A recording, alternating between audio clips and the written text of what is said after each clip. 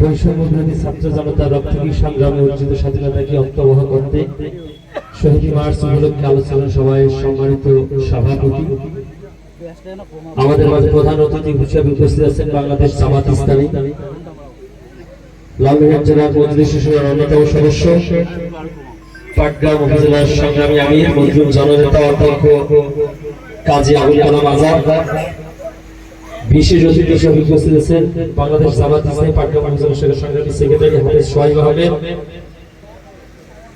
উপস্থিত আছেন বাংলাদেশ জামাত ইসলামী পাটগ্রাম উপজেলা শাখার সম্মানিত কর্মসূচির সদস্য সাবেক ছাত্র নেতা মজলুম জননেতা জনাব কাজী ইকরামুল হক, উপস্থিত আছেন বাংলাদেশ জামাত ইসলামী পাটগ্রাম উপজেলা শাখার সম্মানিত কর্মসূচির সদস্য মনোয়ার হোসেন লিটন ভাই, উপস্থিত আছেন মজলুম জননেতা দীর্ঘদিন এই জালিম সরকারের স্বৈরাচারের জন্য নির্বাচিত প্রিয় ভাই মজলুম জননেতা সৈয়দনা সহ পাটগ্রাম উপজেলার নেতৃবৃন্দ, পৌরসভার নেতৃবৃন্দ, সম্মানিত জগৎবাড়ি ইউনিয়নবাসী, আসসালামু আলাইকুম ওয়া রাহমাতুল্লাহি ওয়া বারাকাতুহু। ওয়ালাইকুম আসসালাম। আমরা সর্বপ্রথম আল্লাহ রাব্বুল আলামিনের শুকরিয়া আদায় করি যে আল্লাহ রাব্বুল আলামিন আমাদেরকে দীর্ঘদিন স্বৈরাচার জগদ্দল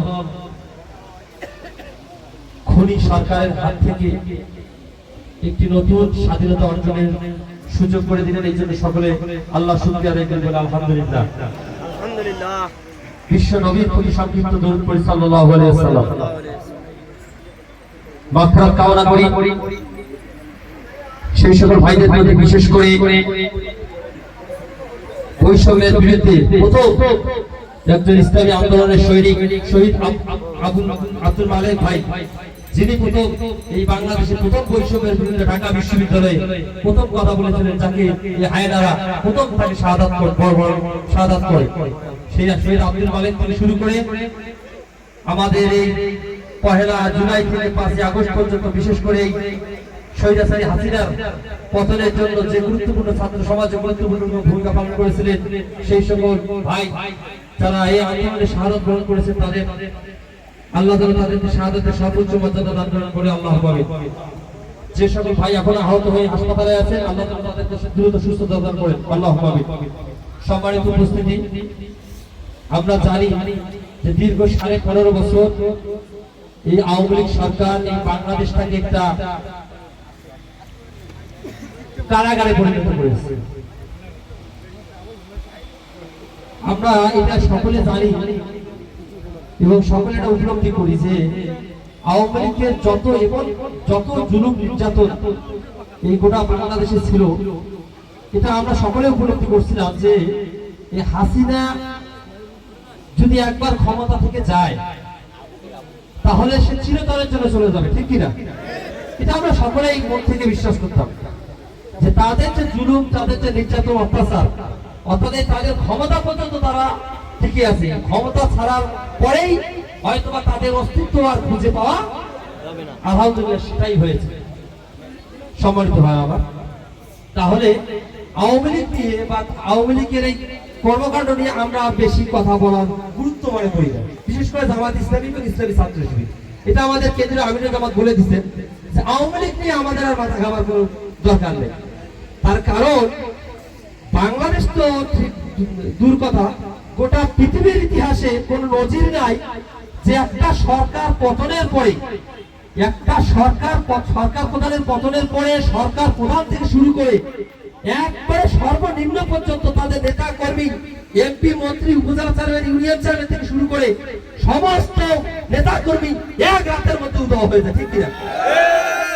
পৃথিবীর ইতিহাসে কোনো জায়গায় কোনো নজির। এই জন্য আমরা তাদের নিয়ে বেশি চিন্তিত নই। সম্মানিত উপস্থিতি, আপনারা দেখছেন যে বাংলাদেশের দীর্ঘ 15.5 বছর, এটা গোটা বাংলাদেশের 18 কোটি মানুষ স্বীকার করে যে যত বিরোধী আওয়ামী লীগ বাদে যত বিরোধীদের ছিল সকলে এই আওয়ামী লীগের দ্বারা নির্যাতিত, কিন্তু সবচেয়ে বেশি যে দলটি নির্যাতিত সেটি হচ্ছে জামাত ইসলামী এবং ইসলামী ছাত্র শিবির।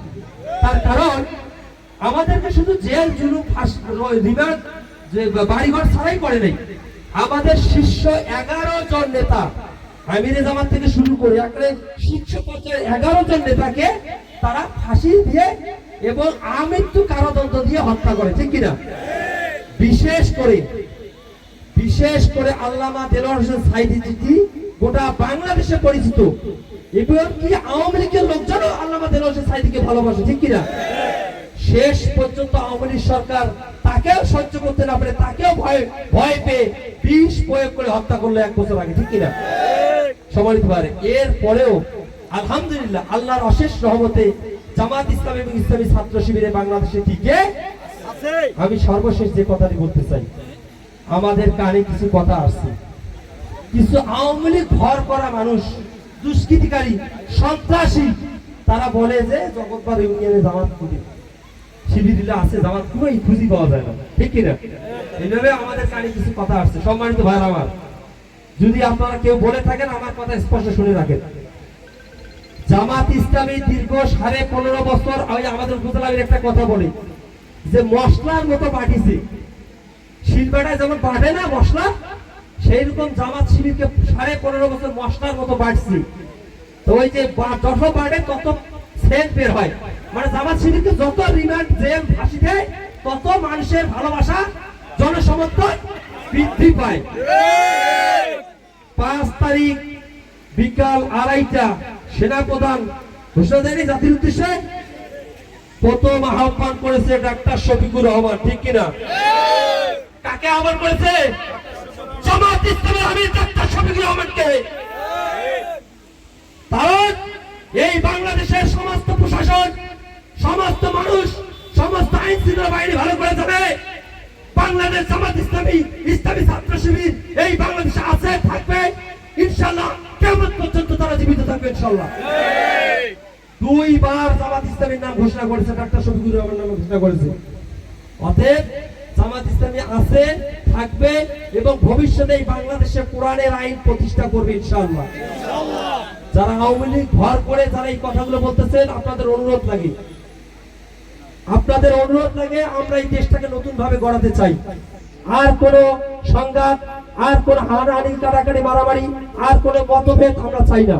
ঐক্যবদ্ধভাবে এই বাংলাদেশটাকে বিএনপি এবং জামাত ইসলামী উভয় মিলে এই বাংলাদেশটাকে নতুন করে সাজাতে চাই ইনশাআল্লাহ। বিশেষ করে এই জগৎপাড়ের মাটিতে এই ইউনিয়ন পরিষদকে কলঙ্কিত করেছে এই জগৎপাড়ের একজন সন্ত্রাসী, ঠিক কিনা? টাকার বিনিময়ে এই সন্ত্রাসী মোতাহার, অর্থের বিনিময়ে একজন ডাকাত গোলচরকে এই পবিত্র ইউনিয়ন পরিষদের চেয়ারে বসিয়েছে।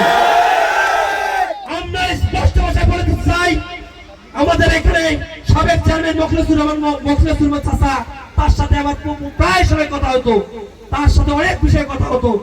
তার এই জনপ্রিয়তাকে এই মোতাহার এবং এই ইউনিয়ন পরিষদ, এই কুলাঙ্গার এই সহ্য করতে না পারিয়ে সন্ত্রাসী দিয়ে কলঙ্কিত করেছে এই ইউনিয়ন পরিষদ চেয়ারম্যান। আমরা স্পষ্ট ভাষায় বলে দিতে চাই, আমরা এই নৈরাজ্যকারী, সন্ত্রাসী, চোর, ডাকাত এই পরিষদে আর দেখতে চাই না।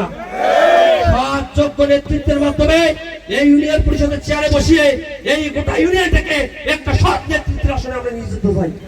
এই জন্য আপনাদেরকে উদাত্ত আহ্বান জানাবো, আগামী দিনের বাংলাদেশ কোরআনের বাংলাদেশ, আগামী দিনের বাংলাদেশ ইসলামের বাংলাদেশ। এই জন্য আমরা বাংলাদেশ জামাত ইসলামের পক্ষ থেকে আপনাদের উদাত্ত আহ্বান জানাই, আপনারা এই বাংলাদেশ জামাত ইসলামের ছায়াতলে আসেন, ইসলামের ছায়াতলে আসেন, দুনিয়া এবং আখিরাতের কল্যাণের জন্য আসেন। এই উদাত্ত আহ্বান রেখে আপনাদের সকলকে ধন্যবাদ জানিয়ে আমার কথা শেষ করছি। আসসালামু আলাইকুম ওয়া রাহমাতুল্লাহি ওয়া বারাকাতুহু।